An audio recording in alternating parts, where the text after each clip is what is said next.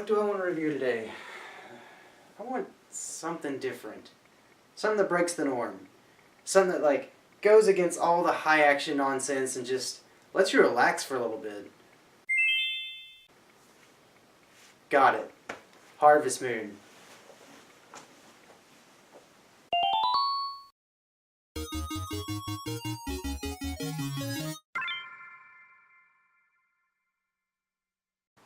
Hey friends, I'm Pragmatik here, and I like to talk about video games. And the game I want to talk about today is Harvest Moon 64. To be honest, I've never actually played Harvest Moon. I played a lot of Animal Crossing in my day, and that game has the highest rated playtime on my 3DS. But I wanted to see how pleasant Harvest Moon 64 is. Well, to find out, I'm going to play it blindly. Harvest Moon 64 was developed by Toybox and published by Natsume. The premise of the game is fairly simple. Your grandfather has recently passed away and now it's up to you to restore his farm and lead a new life. You'll restore crops to the land as well as get some animals for your farm. But first we need a name. Let's go with Praggy. The name of our farm? Why not Funky Farm? Now I figured playing through the entire game would take a bit too long, so I narrowed it down to having one simple objective: getting married. There are a ton of candidates in this game for a potential wife, all with unique likes and dislikes, as well as different personalities.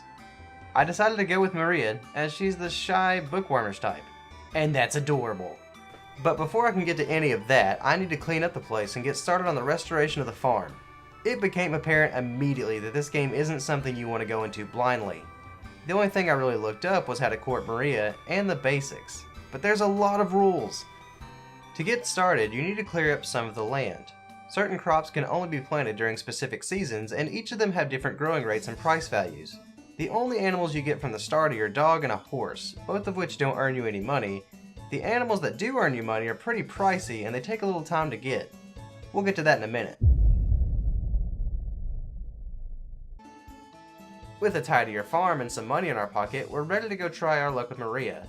The girls usually have set locations unless their shop is closed or an event is going on. You can raise their affection for you by visiting them every day or giving them gifts. They'll like almost anything, but they also like special gifts. Maria in particular likes cabbage, which is great for me being a farmer and all. I'll give her all the cabbage she wants, as long as it's in the spring. Take notes, gentlemen. Want a way to your girl's heart? Try cabbage.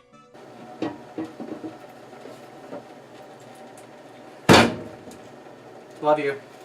Thanks, babe. The farming aspect of this game is pretty relaxing.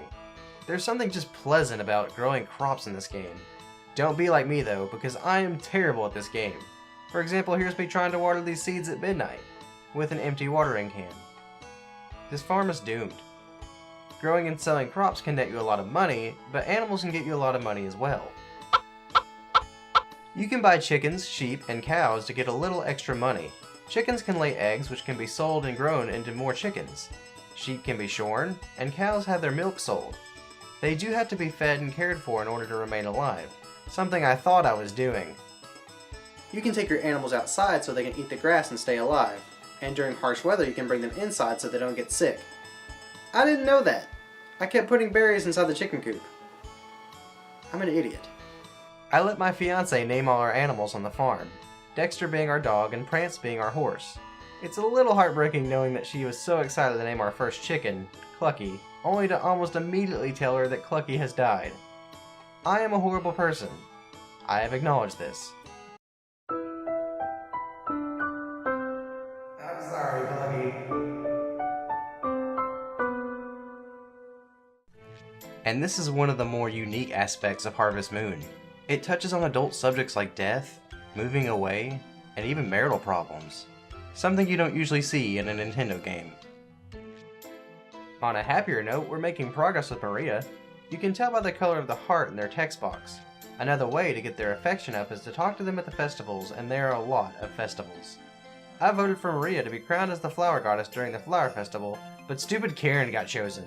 You didn't earn it, Karen! At least we got to dance. That was nice. The amount of festivals are great, but sometimes there are competitions too. There is usually a horse race once a month, but be either by random choice or with needing to give your horse a lot of love, you're going to lose a few races.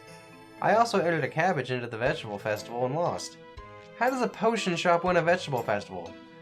I'm not saying it's cheating, but I think somebody's paying off the mayor. Over time, Maria will start visiting you and will bring you things to eat at your farm. She even invited me out to watch fireworks. Now we're getting somewhere. Loading her up with cabbage and visiting her has increased her heart to yellow, which is one step away from marriage. Now all we have to do is get a kitchen added to my farm. Wow, that sounds super sexist, but it's a requirement.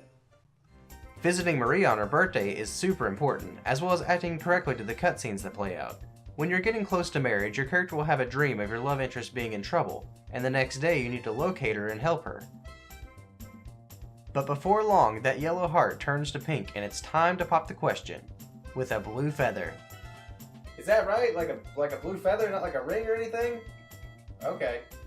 With a blue feather in hand, Maria accepts my proposal and the marriage can commence, where my character and her will live happily ever after, as long as I don't neglect her like I did Clucky. I really do wish I played this game when I was young. I think I would have really appreciated it.